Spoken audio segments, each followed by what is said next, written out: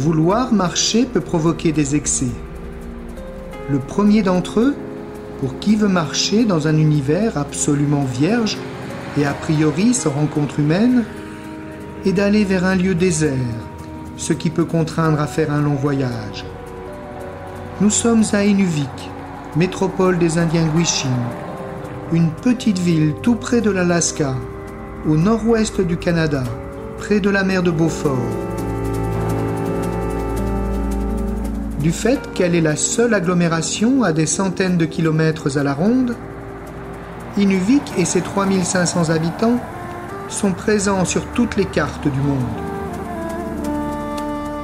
Pour qui aime le nord-ouest canadien, le Bed and Breakfast d'Inuvik est un lieu de passage obligé et connu. Une fois de plus, il est le témoin de nos ultimes préparatifs. Et il ne faut rien oublier. Où nous allons, le choix est plus que limité. Et puis, parce que je voulais en commander une chez Patagonia, mais c'était pas la bonne saison. Direction l'aéroport, où nous allons nous envoler vers l'île de Banks, 500 km plus au nord-nord-est, dans le haut Arctique canadien.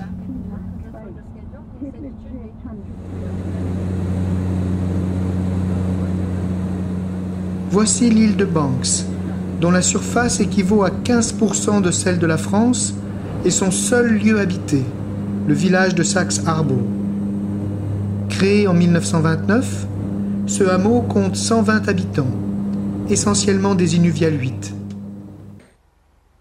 Nous sommes mi-juillet et la banquise rôde encore dans la baie.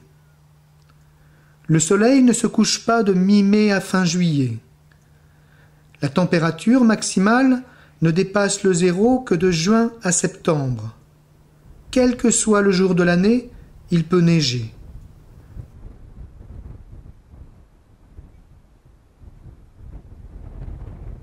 De novembre à mars, période pendant laquelle le soleil n'apparaît pas à l'horizon, la température moyenne évolue entre moins 25 et moins 30 degrés. L'hiver long et rigoureux de Banks fige le village. La mer est prise par la glace. Les précipitations sont faibles. L'hiver, Banks est un désert gelé. Seuls les services, apport de l'eau, évacuation des eaux usées, déneigement des rues, animent le village. Les distractions y sont rares.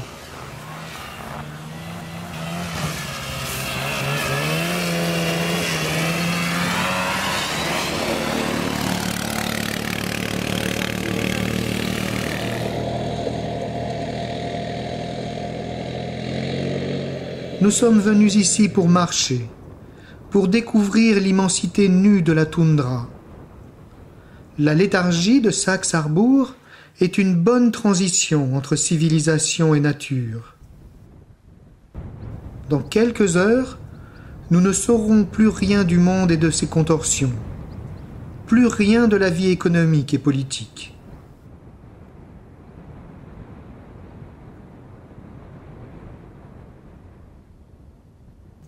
Marcher, c'est être dehors. Dehors devient notre habitation. Nous avons emmené que le strict nécessaire, et c'est bien assez.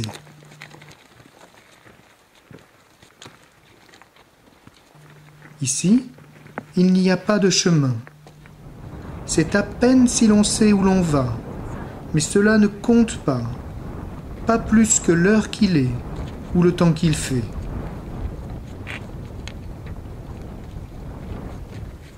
Nous voulons simplement faire partie du paysage. Nous souhaitons juste regarder, partager. Ah oui, d'accord. Enfin, je vois un truc sur l'arête. Tu vas voir si tu restes dessus. Pour l'instant, ça ressemble à un rocher. Non.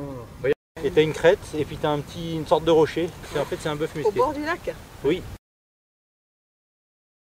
Dans la toundra, rien ne permet de se cacher. La nature n'a pas d'autre choix que de tout dévoiler.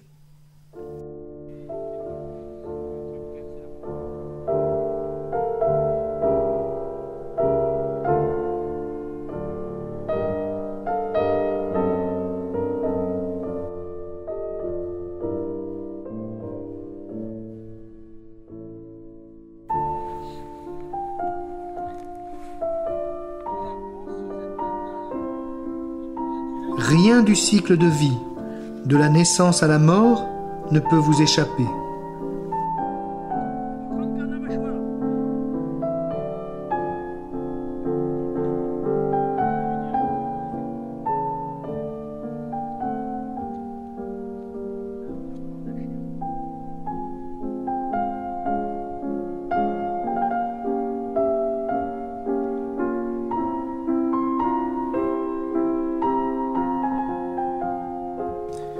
Dans la brume, quand on marche, rien ne bouge.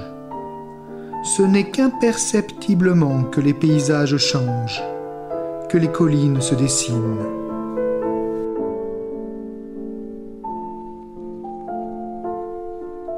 Vivre au milieu de la toundra, c'est ne pas avoir un choix indéfini quand il s'agit de manger ou de boire, se retrouver soumis au hasard du temps qu'il fait. Tout cela fait apparaître la profusion de l'offre de la civilisation comme bien dérisoire et comme autant de dépendances.